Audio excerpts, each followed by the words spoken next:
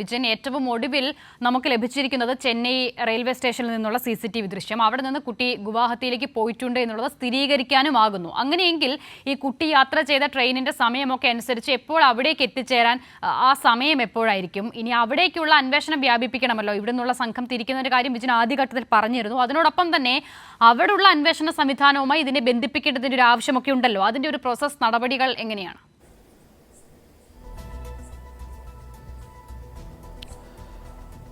എന്തായാലും പോലീസ് ഈ ട്രെയിൻ സമയമൊക്കെ നിലവിൽ കാൽക്കുലേറ്റ് ചെയ്ത് വെച്ചിട്ടുണ്ട് എന്നുള്ളതാണ്. അത് കമ്മീഷണർ ഓഫീസിലെ നിയന്ത്രണത്തിൽ തന്നെ കൃത്യമായ അതിൻ്റെ നടപടികൾ മുന്നോട്ട് കൊണ്ടുപോകുന്നുണ്ട്. എന്തായാലും അക്കാര്യമാണ് നേരത്തെ തന്നെ കമ്മീഷണർ വിശദീകരിച്ചത്. അതാണ് ഗുവാഹട്ടിയിലേക്ക് ഒരു സംഘത്തെ അയക്കുന്ന കാര്യത്തിലും ഒപ്പം തന്നെ ചെന്നൈയിലേക്ക് മറ്റൊരു സംഘത്തെ അയക്കുന്ന കാര്യത്തിലും ഒക്കെ തീരുമാനമെടുത്തത്. ചെന്നൈയിലേക്കുള്ള സംഘം വിമാനമാർഗം പുറപ്പെട്ട് കഴിയുകയും ചെയ്തിട്ടുണ്ട്. എന്തായാലും ഇനി ആ കുട്ടിയെ കണ്ടെത്തുക, അവിടുത്തെ പോലീസിൻ്റെ സംവിധാനങ്ങൾ കൂടി ഉപയോഗപ്പെടുത്തുക എന്നുള്ളതാണ്. ഇപ്പോൾ നിലവിൽ ഈ ഗുവാഹത്തി എക്സ്പ്രസിൽ കയറി എന്നുള്ളതാണ് ആ വിവരങ്ങൾ ലഭിക്കുന്നത്. എന്തായാലും ആ ട്രെയിനിൽ കുട്ടി നേരെ ഈ ഗുവാഹത്തിയിലേക്ക് തന്നെയാണോ പോകുന്നത് എന്ന കാര്യങ്ങൾ ഉൾപ്പെടെ നിരീക്ഷിക്കേണ്ടതുണ്ട്. അതിന് ട്രെയിനിലെ സുരക്ഷാ ജീവനക്കാരും ഒപ്പം തന്നെ RPFൻ്റെ സേനാ വിഭാഗങ്ങളും ഒക്കെയായി ആ നിരീക്ഷണം കൂടി നടത്തേണ്ടതുണ്ട്. കുട്ടിയെ എത്രയും പെട്ടെന്ന് ആ ട്രെയിനിൽ തന്നെ ഐഡൻറ്റിഫൈ ചെയ്യേണ്ടതുണ്ട്. അത് കുട്ടി ഏത് പ്ലാറ്റ്ഫോമിലാണ് കയറുന്നത്, അതുമായി ബന്ധപ്പെട്ട് ഏത് കമ്പാർട്ട്മെൻറ്റിലാണ് കുട്ടി ഉള്ളത് എന്ന കാര്യത്തിലൊക്കെ ഒരു സ്ഥിരീകരണം വരുത്തേണ്ടതുണ്ട്. ആ നടപടികളാണ് ഇന്ന് രാത്രിയൊക്കെ നടക്കുക. എന്തായാലും ഇപ്പോൾ നിലവിൽ ഈ ട്രെയിന് വിജയവാഡ വഴിയാണ് പോകുന്നതെന്നാണ് മനസ്സിലാക്കുന്നത്. ഇന്ന് രാത്രി ഏകദേശം 11 മണിയോടുകൂടി വിജയവാഡയിൽ എത്തും എന്നാണ് മനസ്സിലാക്കുന്നത്. അങ്ങനെ ആ രീതിയിലുള്ള പ്ലാനിംഗ് ഒക്കെ പോലീസിൻ്റെ ഭാഗത്ത് നടക്കുന്നുണ്ട്. അതുതന്നെയാണ് നമ്മൾ ഈ ചെന്നൈയിലേക്ക് കുട്ടി പുറപ്പെട്ടു എന്ന് മനസ്സിലാക്കിയ ഘട്ടത്തിലും അപ്പോൾ തന്നെ ചെന്നൈയിൽ കുട്ടി എത്തിയിട്ടുണ്ട് എന്ന വ്യക്തത വരുത്താൻ, സ്ഥിരീകരണം ഉണ്ടാക്കാനൊക്കെ പോലീസിന് കഴിഞ്ഞിട്ടുണ്ട്. അത് RPFൻ്റെയും ഒപ്പം തന്നെ തമിഴ്നാട് പോലീസിൻ്റെയും ഒക്കെ സഹായത്തോടെയാണ് അക്കാര്യം നടപ്പിലാക്കിയത്. അതുകൊണ്ട് തന്നെ അത്തരത്തിലുള്ള സംവിധാനങ്ങൾ പോലീസ് എന്തായാലും മുമ്പോട്ട് കൊണ്ടുപോകും.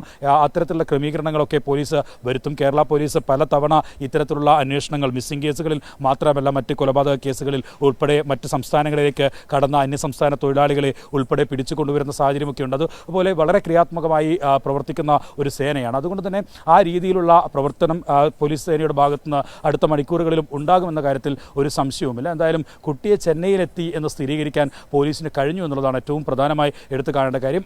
അവിടെ നിന്ന് മറ്റൊരു പ്ലാറ്റ്ഫോമിലേക്ക് പോയിരിക്കുന്നു. ഗുവാഹത്തി എക്സ്പ്രസിൽ കയറി എന്നുള്ള വിവരങ്ങളാണ് പുറത്തു വരുന്നത്. അതിനെ അടിസ്ഥാനപ്പെടുത്തിയുള്ള ഒരു നീക്കമാണ് പോലീസിന്റെ ഭാഗത്ത് സംരക്ഷണം ചെയ്യുകയും അതിന്റെ ചർച്ചകളിലേക്ക് പോകുകയും ഒക്കെ ചെയ്യുന്ന ഘട്ടത്തിൽ എവിടെയെങ്കിലും നമ്മൾ പ്രതീക്ഷിച്ചതാ ഈ ട്രെയിനുകളിലൊക്കെയും ഒരുപക്ഷെ മലയാളികൾ ഉണ്ടാകാം. മലയാളത്തിലെ എല്ലാ ചാനലുകളും വളരെ സജീവമായി തന്നെ ഈ വിഷയം കൈകാര്യം ചെയ്യുന്നുണ്ട്. പക്ഷേ എന്നിട്ട് പോലും ഏതെങ്കിലുമൊക്കെ ഒരു ഘട്ടത്തിൽ കുട്ടിയെ അങ്ങനെ തിരിച്ചറിഞ്ഞു. ഇപ്പോൾ ആകെ നമ്മുടെ കയ്യിൽ ഉള്ളത് കഴിഞ്ഞ ദിവസം കുട്ടിയെ കണ്ട ബബിത എന്ന വിദ്യാർത്ഥിനിയുടെ ആ കുട്ടി എടുത്ത ഒരു ഫോട്ടോയാണ്. പക്ഷെ അപ്പോൾ ഇതൊരു വലിയ വാർത്തയായി മാറുകയും അവരുടെ ശ്രദ്ധയിൽപ്പെടുകയും ചെയ്തിരുന്നില്ല. പിന്നീട് തിരിച്ചറിയുകയായിരുന്നു. പക്ഷെ അതിനുശേഷം പോലും ഇത്ര മണിക്കൂറായിട്ടും ആരുടെയും ശ്രദ്ധയിൽ കുട്ടി പെടുന്നില്ല എന്നുള്ളത് അല്പം അതിശയമായി തോന്നുന്നുണ്ട് അല്ലേ?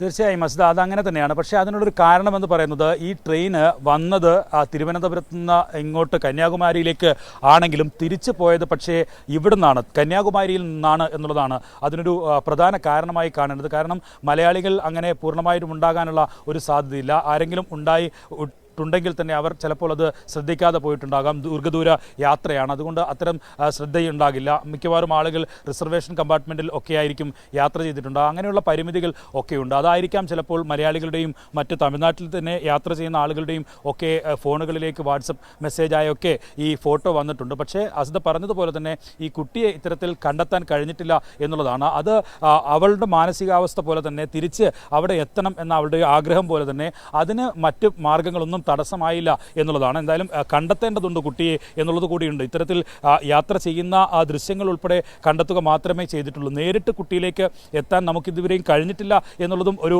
പ്രതിസന്ധിയായി നിലനിൽക്കുന്നുണ്ട്. അതുകൊണ്ട് തന്നെ ആ കുട്ടിയുടെ അടുത്തേക്ക് ഏതെങ്കിലും ആളുകൾക്ക് എത്താൻ കഴിയുക എന്നുള്ളതാണ് ഇനി അടുത്ത കടമ്പയായി മുന്നിലിരിക്കുന്നത്. കുട്ടിയെ നേരിട്ട് കണ്ടെത്തേണ്ടിയിരിക്കുന്നു.